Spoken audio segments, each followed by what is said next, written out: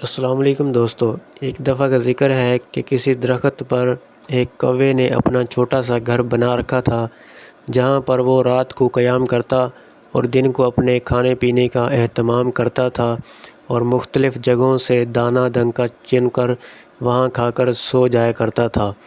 ایک دن ایسا ہوا کہ کوا دن کے وقت اپنا پیٹ بھرنے کی خاطر ایک ایسی جگہ پر پہنچا جہاں بہت زیادہ پانی تھا اور پانی کے ارد گرد تھوڑا سا گوشت موجود تھا۔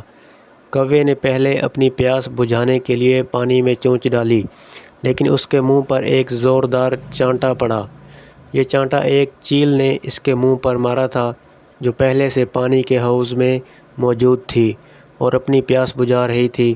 جوں ہی چیل نے کوے کے منہ پر چانٹا مارا، کوے کو دن میں تارے نظر آنے لگے اور وہ حواس باختہ ہو کر پانی کے اندر گر گیا، کیونکہ اس نے اپنا توازن برقرار نہیں رکھا تھا۔ چیل نے کوے کو وہ درگت بنائی کہ کوا ساری زندگی یاد رکھے گا۔ کوے نے چیل سے کہا کہ اے چیل بہنا، مجھے چھوڑ دو، میں تم سے زیادہ طاقتور نہیں ہوں۔ تم مجھ سے جسامت میں بھی بھاری ہو اور طاقت میں بھی کسی سے کم نہیں ہو۔ میں نے صبح کا کھانا بھی نہیں کھایا، اس لیے گوشت کے چند ٹکڑے مجھے بھی چننے دو تاکہ میں اپنا پیٹ بھر سکوں۔ میں تم سے وعدہ کرتا ہوں کہ گوشت کے ٹکڑے کھا کر میں یہاں سے چلا جاؤں گا، اور پھر تم جو چیز چاہے کرنا۔ چیل چپکے سے کوے کی باتیں سنتی رہی، پھر بولی کہ اے کوے، تم روزانہ یہاں آتے ہو، سب کچھ ہڑپ کر جاتے ہو اور دوسرے جانوروں کا اس میں کچھ نہیں ہوتا۔ آج مجھ سے وعدہ کرو کہ اپنا حصہ لے کر یہاں سے چلے جاؤ گے اور دوسرے جانوروں کے لیے بھی دانہ دنکا یا گوشت چھوڑ جاؤ گے۔ کوے نے چیل کی بات مانتے ہوئے اس سے وعدہ کیا کہ آئندہ جو چیل کہے گی وہ ویسا ہی کرے گا۔ چیل نے سوچا کہ اب کوے کو جانے دیا جائے، کیونکہ اس کا کافی درگت بن چکی ہے اور اس کی یہ کم بختی کیا کم ہے کہ میں نے دوسرے جانوروں کی خاطر کوے کی کافی بے عزتی کی ہے۔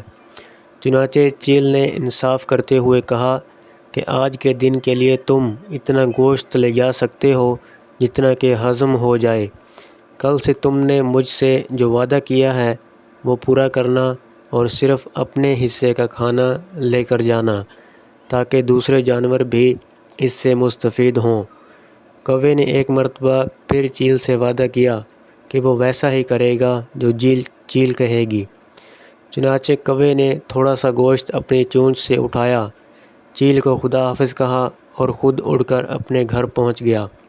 پیارے بچوں، اس کہانی سے یہ سبق ملتا ہے کہ کسی کا حق نہیں مارنا چاہیے اور صرف اتنا ہی ہر چیز میں سے اپنا حصہ لینا چاہیے، نہ کہ لالچ میں آ کر سارا حصہ ہڑپ کر دینا چاہیے۔ تو آج کی کہانی آپ کو کیسی لگی کمنٹ میں ضرور بتائیے گا، اور نئی کہانیاں سننے کے لیے ہمارے چینل کو ضرور سبسکرائب کر دیجئے۔ اپنا بہت سارا خیال رکھیے گا، اگلی ویڈیو میں ملتے ہیں۔ شکریہ، جزاک اللہ۔